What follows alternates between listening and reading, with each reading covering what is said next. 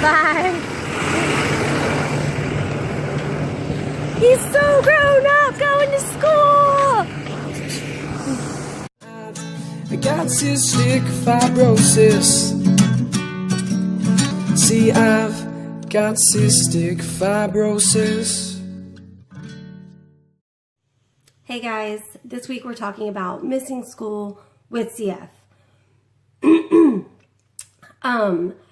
When I was younger, I was actually pretty healthy for a child having CF. My parents took really good care of me. So all throughout elementary school and middle school, I was never hospitalized. My first hospitalization wasn't until I was 16 years old in high school.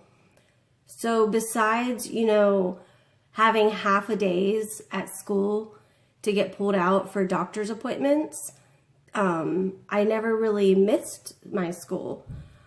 My doctor's appointments were farther away, so that's why I got pulled out for, half the day. Or if they were early in the morning, I probably just wouldn't go back to school. But, I really strived to stay in school, and my parents really, tried to keep me from getting sick. They were really on me about taking my medications and, really on me about trying to be healthy and active. So, besides just doctor's appointments throughout, elementary and middle school, I never really missed school. But now, whenever I started high school, I'd gotten sick, and I don't really remember missing school, but my dad said that I did. And it was just a little bit, just mostly because he remembered, having to get my schoolwork from the school.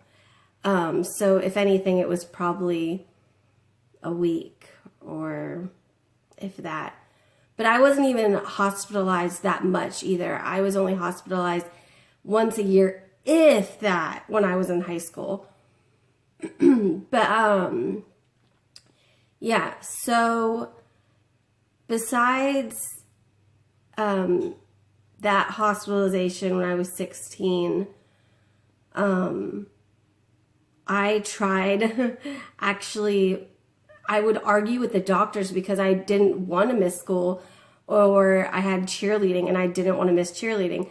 So I remember telling them, I'm not going in the hospital until after my cheerleading's over, or when I have a break from school, or after school's out. I fought it. I didn't want to miss school. I didn't want to be that kid, that sick kid, So I really tried not to miss school. Wow, I said miss school a lot. Sorry. Now, once I started college, that was a little bit of a different story. I ended up having to drop out of college.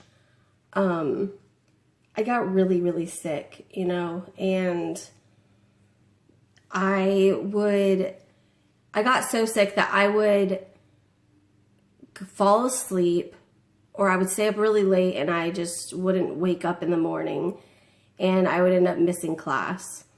So that obviously affected my grades badly.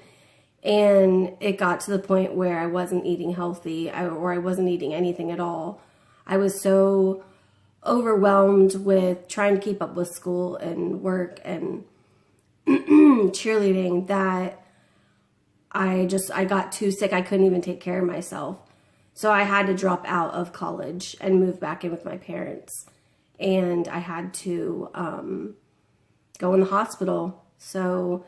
And I was in the hospital for the full 2 weeks at that time.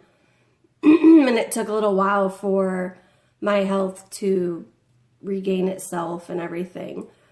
But yeah, so that was the main time that I did miss school, was in college. And I remember having to notify my teachers, which I told my teachers in college that I had CF just so they would know. And even in elementary, middle school, and high school, my parents let the school and the teachers know.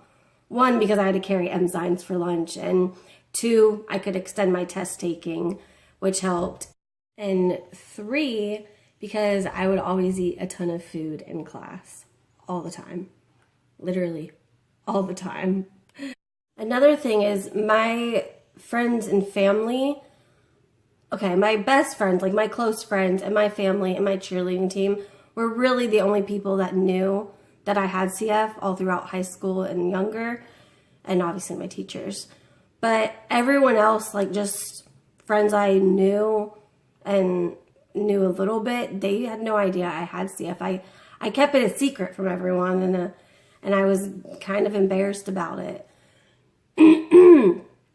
And obviously my roommates in college knew I had CF. You know, once I hit college, I took it a little bit more serious and like notifying everybody that this is what I had, and some days I don't feel good and all that. But the best advice I can give to younger kids and parents with kids is if your child has anything, you know, illness or gets migraines, anything, notify the school and let them know, because in the end, I feel like they're more willing to help out with your child and with them getting their education than just being like, oh, they're sick, that sucks. Like, that's, you know, even now, like with me, I'm actually starting school today. Oh my God, I'm starting school today. Today's Friday. I'm starting school today.